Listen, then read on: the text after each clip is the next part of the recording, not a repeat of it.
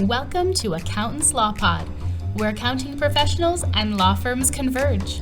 Hosted by Lynda Artesani, Sarah Prevost, and Steve Libhart. Welcome back to the podcast, everyone. And we've had a very heated discussion already this before we started the podcast. So everybody stop and take a deep breath. Yeah. Center. You feel better now? It's one of those weeks, right? It is. It is. So we are going to talk about... How are you guys? Yeah. Oh, well, I'm fine. Lynda's like, I'm fine.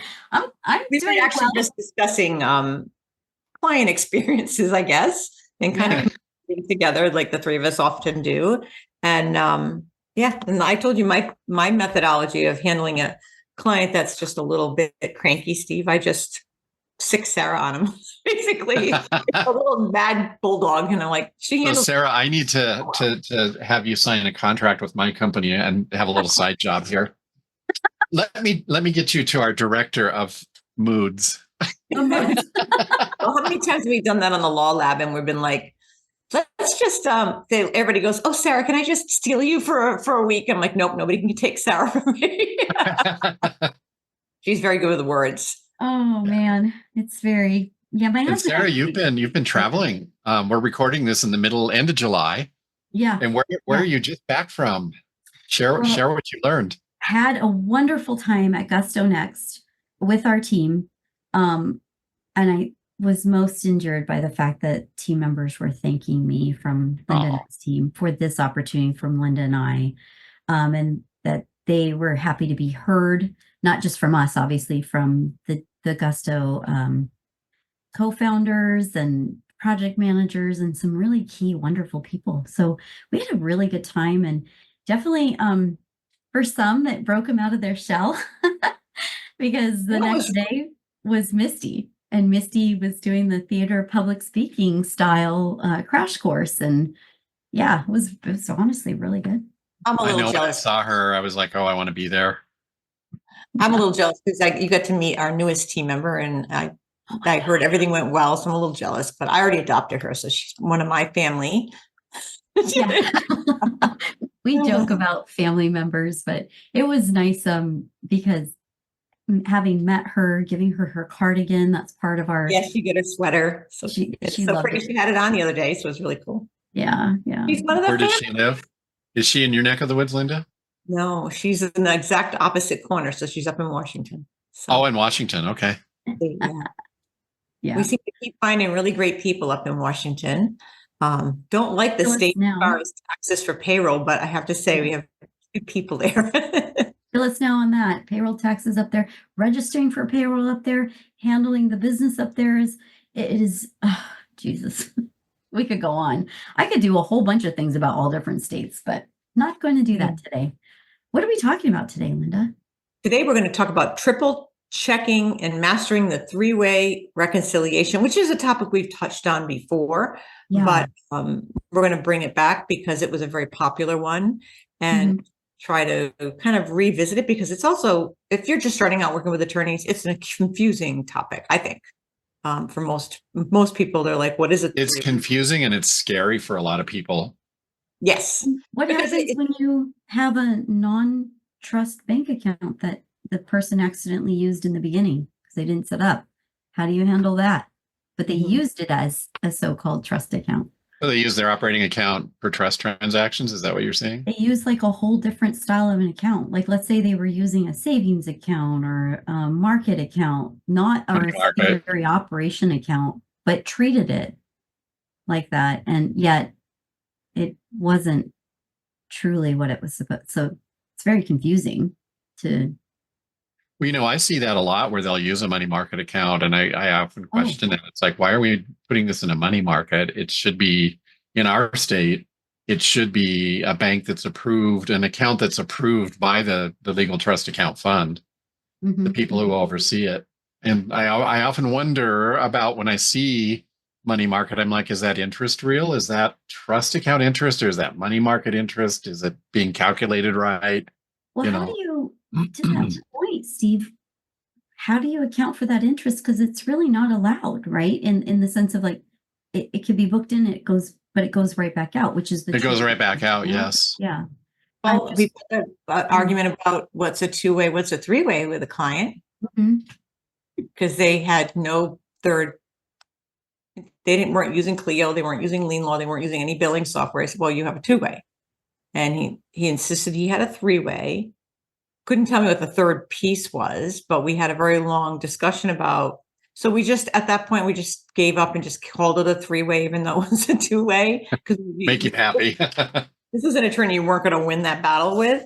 For the most part, we just kind of said, okay, you win. We'll call it. Was it, Lynda, was the idea there to say your liability accounts? I'm trying to remember the logic. He was saying the three parts were the bank account, the QuickBooks account, the liability account was the three ways. Okay. So the bank account, the same bank account on the books was one of his prongs of this. I gotcha. Okay. Yeah. that's his third piece. So he was saying that the sub-liability accounts, which he didn't have at the time, as I recall. That's the funny part. He had everything dumped in because it was desktop to QuickBooks Online. So he was using time slips.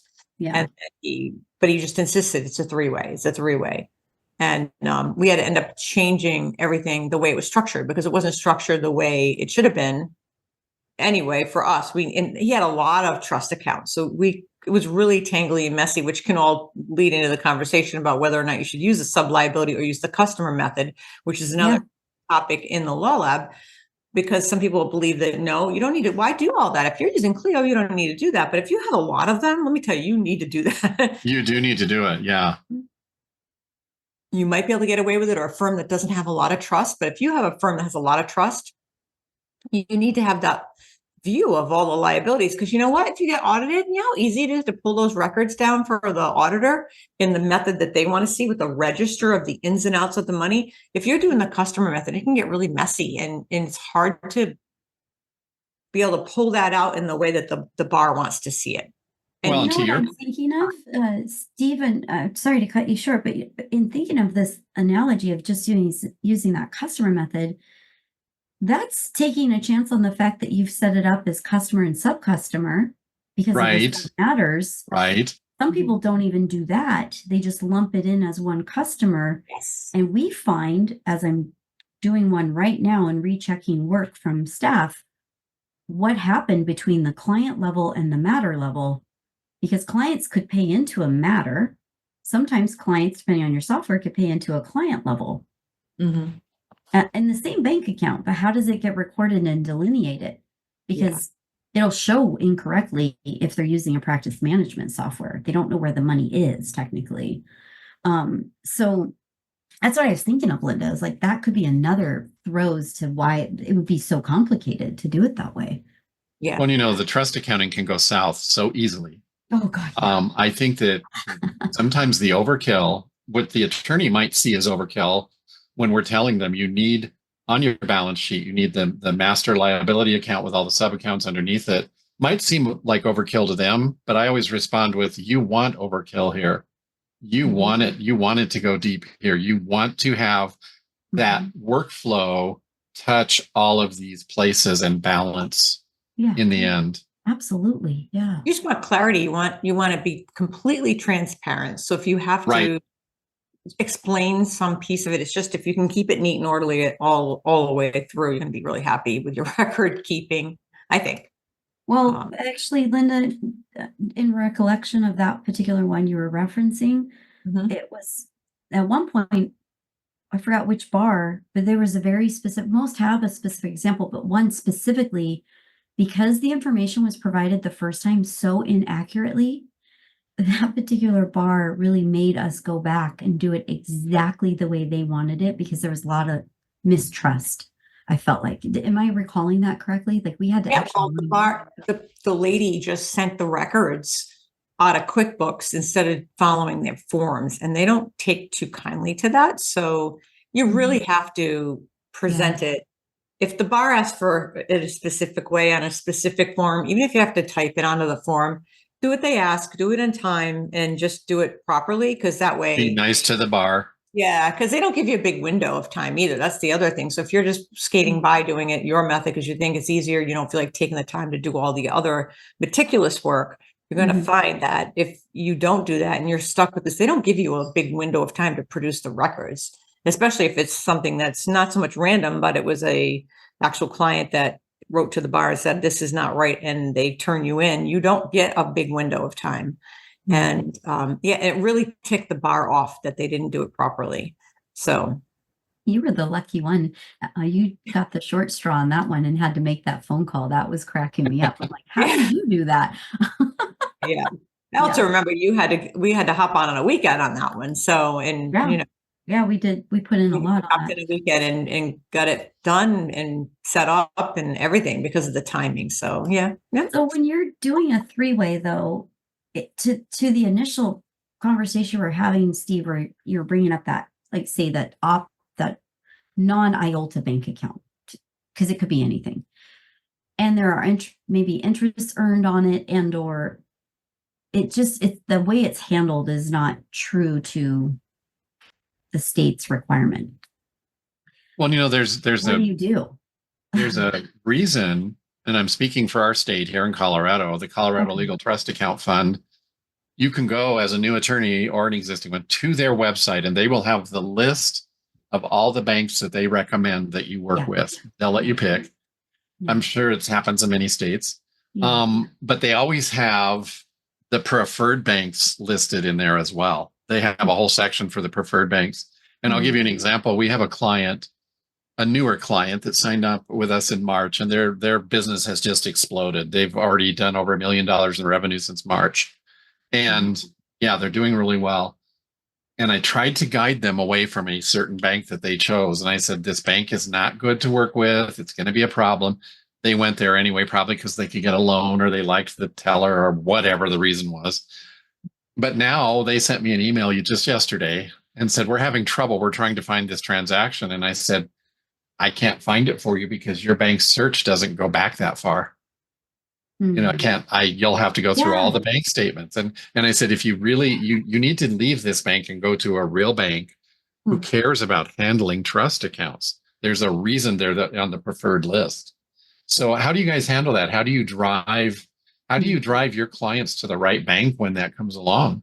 Even the right bank is limiting, to your point, limiting the search capabilities and or the image availability. And Lynda's in a state that is not an optional piece. So we tend to work to the hardest one, which is what Lynda in the state of Florida, the way they require, it's front and back, right, Lynda? Yeah. You have to have every copy of every one. You have to have front back, sure. So all the rules. So I guess to your point, Steve, I would have, like you said, you pulled up the bar stuff, because they do have there's certain criteria of banks that do a little bit more to aid. Right. They get it. The bar. Yeah.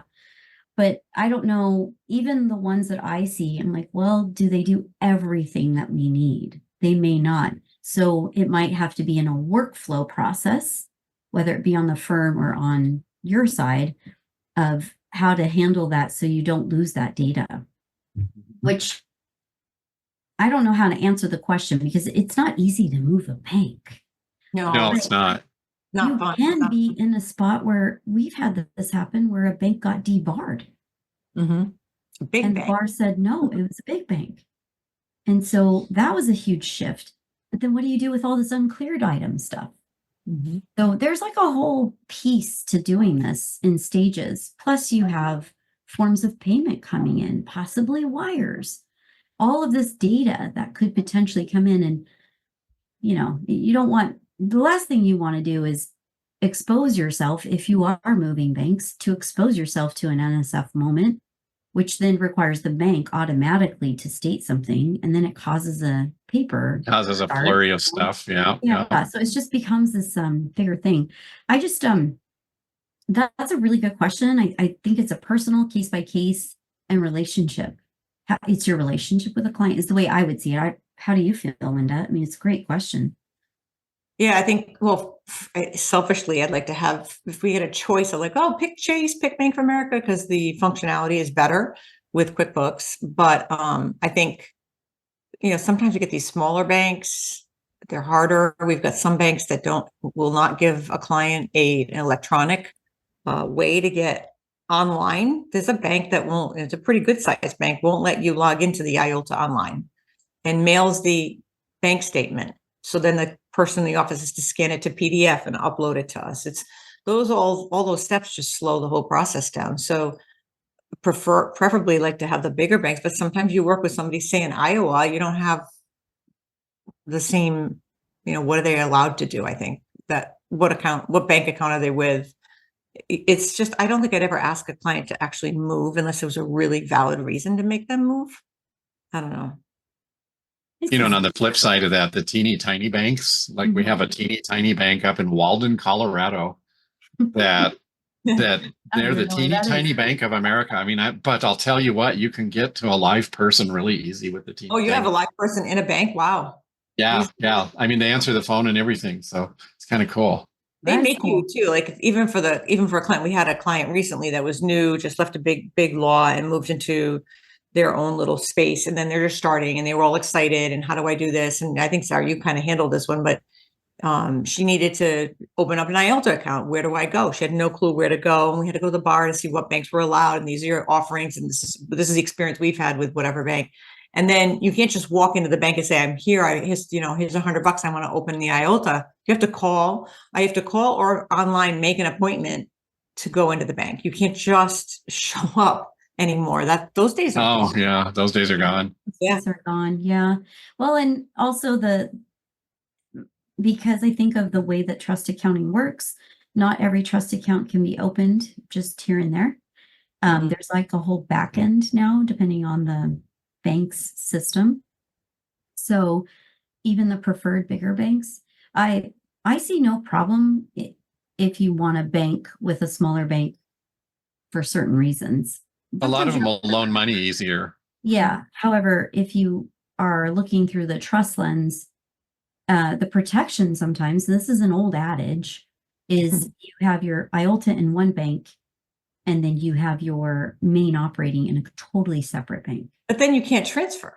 You can do that. It's just a different way of doing it. Like you can transfer from bank to external bank. You have to set it up. You have to do it correctly.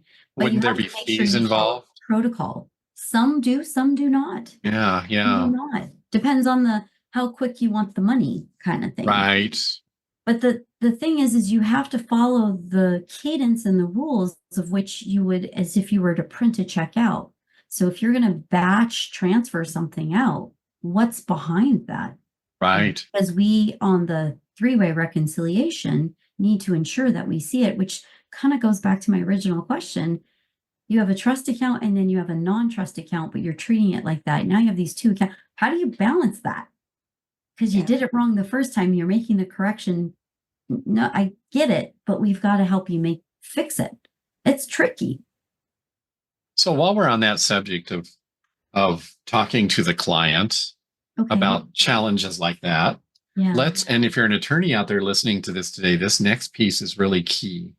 And correct me if I'm wrong here, you guys, or if you haven't had this experience, but typically when an attorney will approach us, they're embarrassed sometimes because their trust account is out of balance. Maybe they don't tell you everything up front.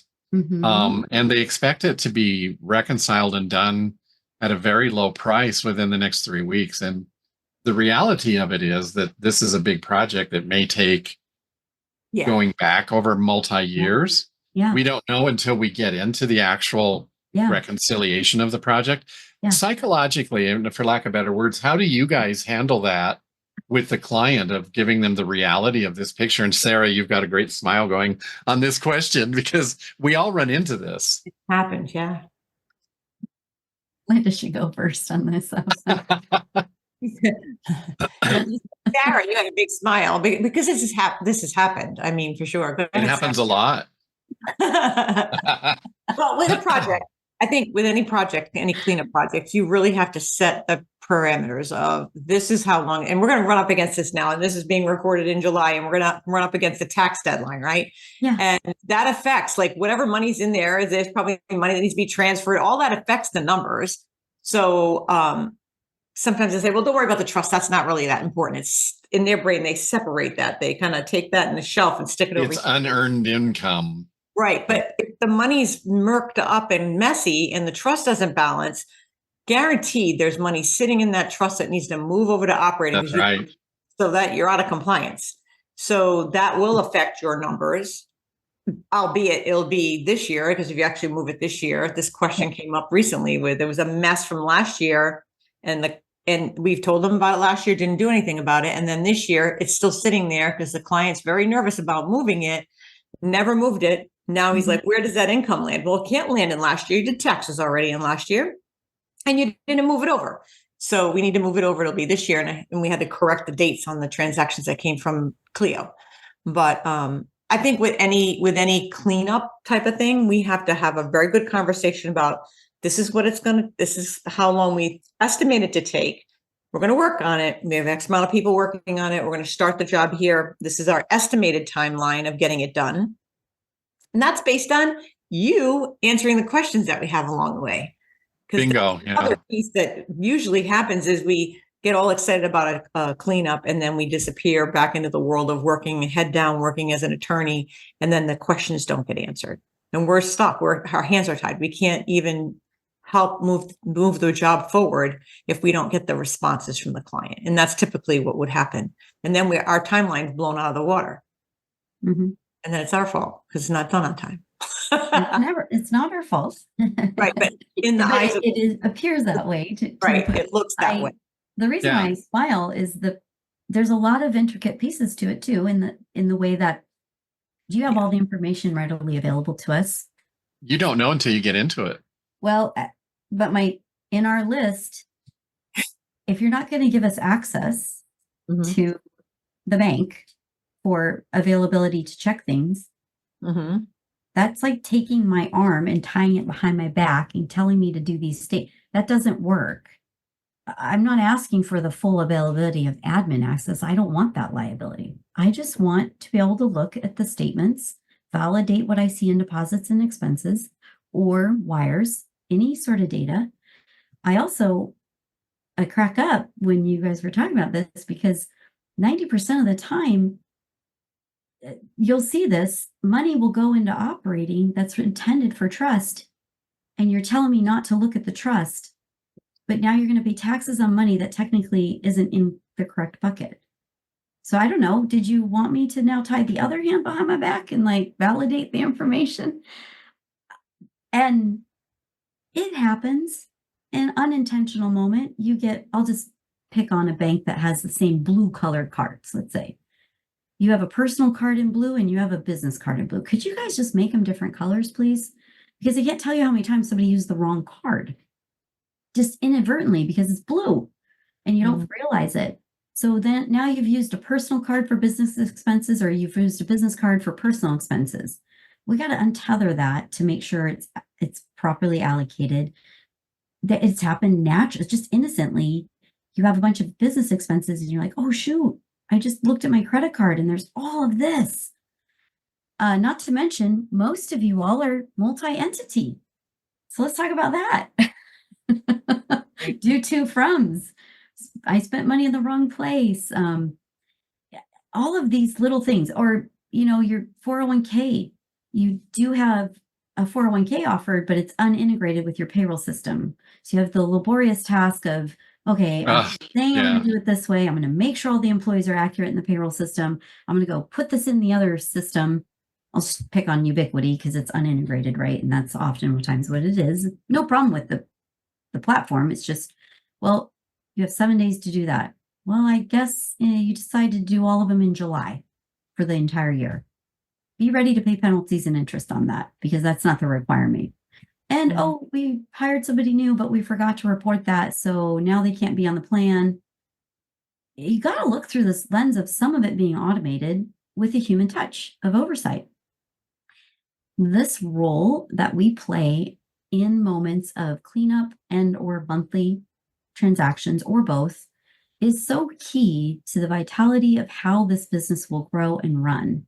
Very well put. To say that a three-way is it's just okay, it's just informational. No, we're working to a third layer of compliance. You have state compliance for taxes. You have really 4. I mean, you have payroll compliance on top of that when you have staff, right? You have all these other entities of different things. And I don't want to go on that soapbox because it drives me crazy sometimes. then you have the federal, and you have your own personal on top of that because your business feeds your personal life.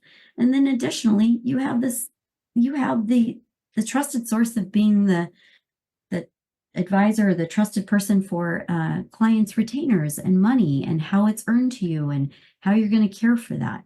All of those are all important. Not one of them is less than. So just help your accounting people out. Give them access to things that are necessary. Well, and Lynda, you always have that one line, follow the money. No, that's Sarah's line. That's my line. We've got to be able to have access to the bank accounts and read-only access. Yeah. Again, to your point, don't tie our arms behind us and then ask us to do the project. We've got to have it because we have to. The bank is the source of truth. It is. It's my Always. number one. What happened at the bank has got to happen. I don't I'll care. jokingly pray on it. That is the way. This is to me. This is why that follow the money phrase came up in conversation with Lynda and I. I said, "Well, for God's sakes, Lynda, I just follow the dang money. Where did it go?" Make a T-shirt with that. Follow the We are money. gonna make a t-shirt. The law lab or something. Oh, we should have that for our podcast uniform. Yeah, Follow I mean, the because money. it's so true, right? It's so true that and we've had conversations like, that's not true. No, like we had it the other day, somebody transposed a number in Clio. They processed it out of Clio and then went and created a check in QuickBooks, didn't use the little checkbox, wrote their own check and transposed the numbers, and it ended up being $60 more was taken out of this trust account than it should have been. So now they had to go move money out of operating into trust, which I'm sure that conversation went real well with the business owner, with the bookkeeper and the business owner. But that's because she didn't use the little box in Clio that says create the check, which we've told numerous times, use the little box. So they transferred the wrong amount. And that's so easily can happen, right? Clio's not connected to the bank in that way that you can't transfer out of the bank account. I'm giving you the thumbs up. Yeah. And so follow the money. And you got to follow what happened at the bank. You can write whatever you want you can put whatever you want in QuickBooks, you can put whatever you want in Clio. If you didn't, whatever happened Even in your spreadsheets, Linda, we've seen it in spreadsheets. Yeah. Even in spreadsheets. Well, I got all the trust accounts in spreadsheets and the micro registers. Oh, okay. Yeah. Well, what happened at the bank, my friend? Your 50 cents. Well, as an example, we have a huge cleanup that we're doing now. Great firm, nice to work with. Love these guys. Yeah. The former partner of the firm was handling the trust accounts. And what we discovered was, as an example, maybe in January, he took $300,000 from the bank into the operating account, but they didn't really earn it till October. Oh. So we have this big batch that went through. And we're like, what is this married to? Yeah. I'm sure you've seen that before. And so that's an educational opportunity, I call it, with the client of you can't do that. Yeah. You can't do that. Yeah. And we'll spend months looking for that 300,000 and then all of a sudden there it is. Or pieces of it. They'll just say, well, we had to take 300,000 to pay our bills. But what they earned that month might have been $100,510.13. And so you can't even match it, and so it's always that follow the money first. Yeah. Yeah. Well, and you brought up something really key is date order. Mm-hmm. You're telling me, we see this often, it goes reverse. You're telling me May of last year, this money should have been transferred, but yet you transferred it 3 months later in August. Okay, fine. But then you do the reverse. You show that you got a retainer in, but then the retainer actually came in the day before, but you're putting it 4 days later or doing the same thing in the reverse order. And those are things that we do well. We're not expecting an attorney firm to keep their eyes on that. That's our role, to assist you. Mm-hmm. It's not to say that you make mistakes and, like we're going to point them out. And that's not the idea here. It's just, we're guarding this. We're monitoring this with those eyes. Well, and here's the thing, attorneys listening out there and legal assistants and accountants and all of that. We love AI, right? Mm-hmm. We do. We've embraced it. The three of us have embraced it. Mhm. Works very well, but you're always, I truly believe, always going to need, to what you just said to Sarah, the human touch Yeah. on the trust account. Yeah. It needs those sets of eyes on it, watching it. Yeah. Because AI is only going to do what AI does with what you do in this scenario. It's not actually, I don't see it, and I mean nothing against it. I don't see it suited for this safety feature. I mean, We're the safety net. Yeah.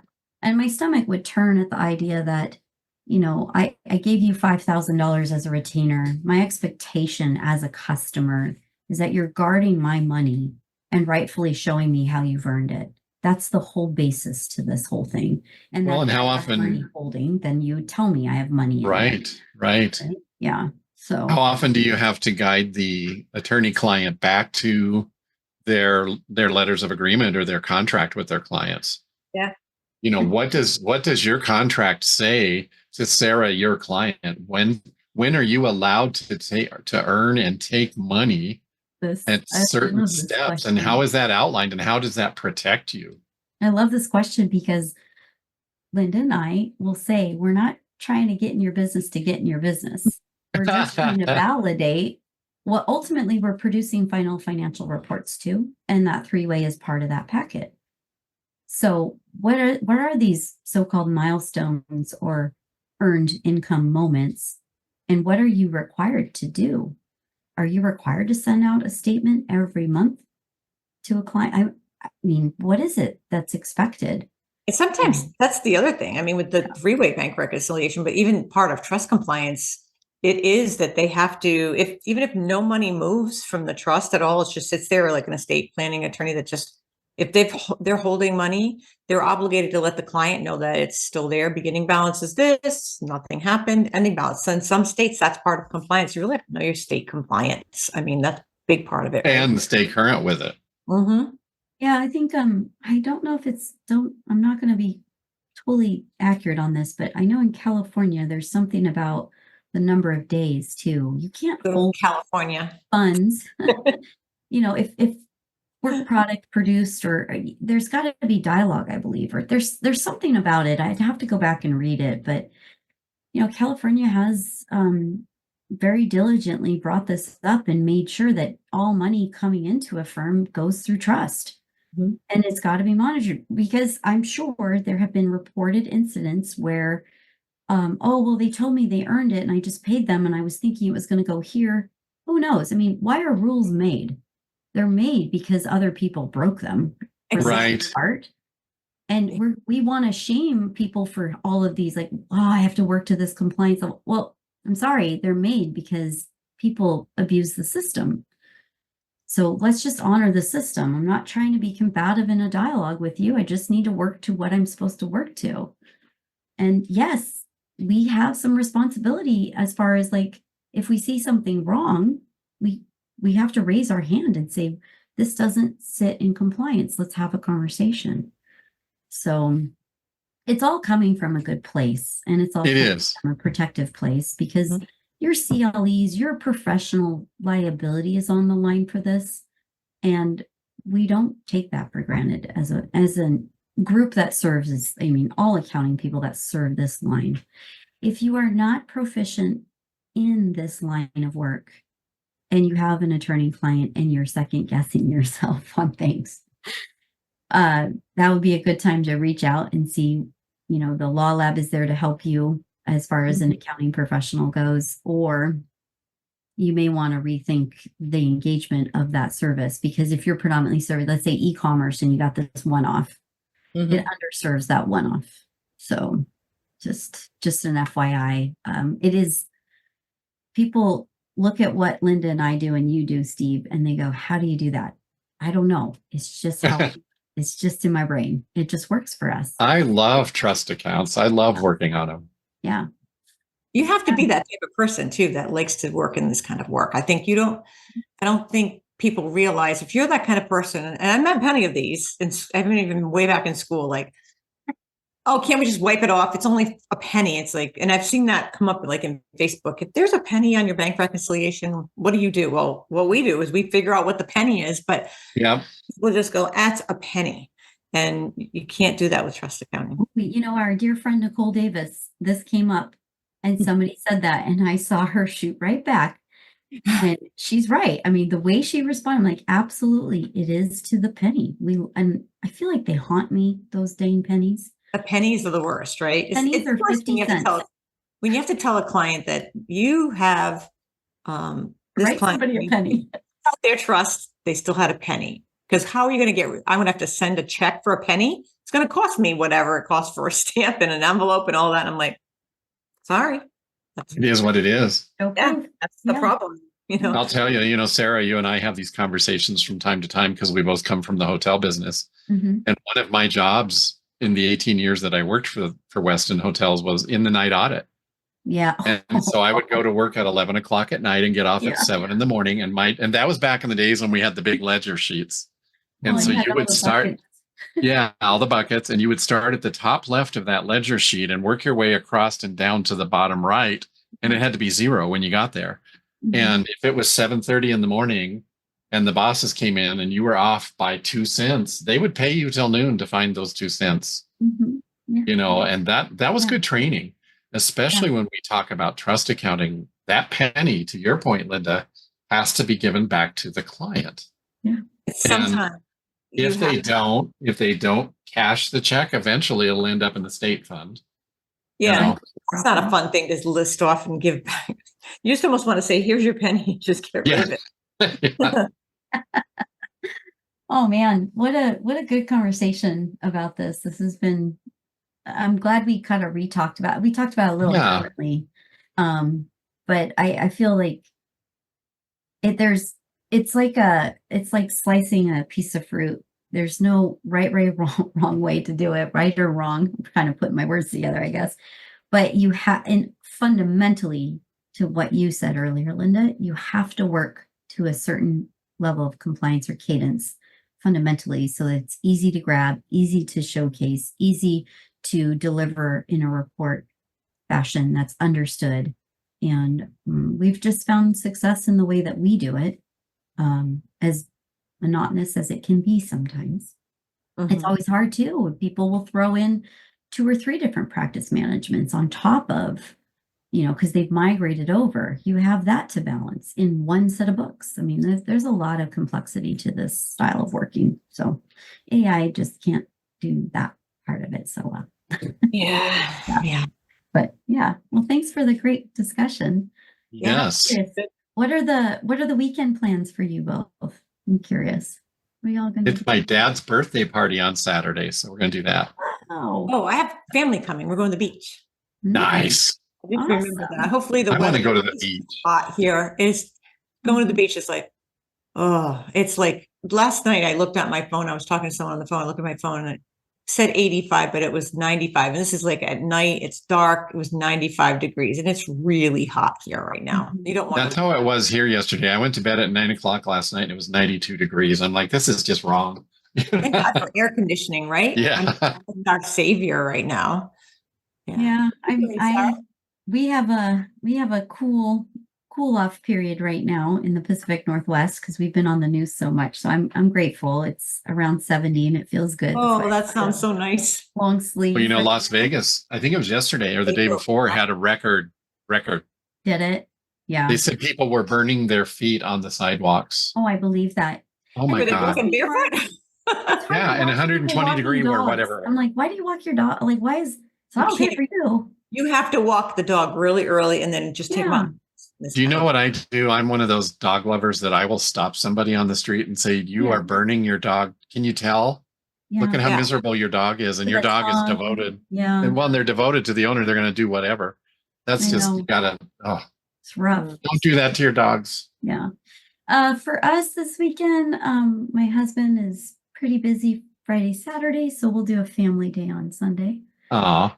Yeah. So it'll be nice. And it'll be nice weather. And my niece's birthday is coming up, so I'm actually excited she's funny. So I'll see when that birthday party is, but it'll be fun fun to eat happy cake, as she calls it. I love birthday cake. She calls them happy cake. And I think that's the cutest thing. I like happy cake. That sounds cool. Yeah. So yeah, that's it. Right. I appreciate it. All right, Teaira. To support the Accountants Law Pod, please take a moment to like, share, and review this episode. And be sure to subscribe to this podcast on YouTube and wherever you find your favorite podcasts. If you have questions, topic requests, or guest suggestions, you can email us at info@accountantslawpod.com or send us a message through our website, accountantslawpod.com. To join us in the Accountants Law Lab, which meets every Friday, visit our website at accountantslawlab.com to sign up. Awesome. Thanks, everybody. We'll see you all next week. Thank you. Bye. Have a good weekend.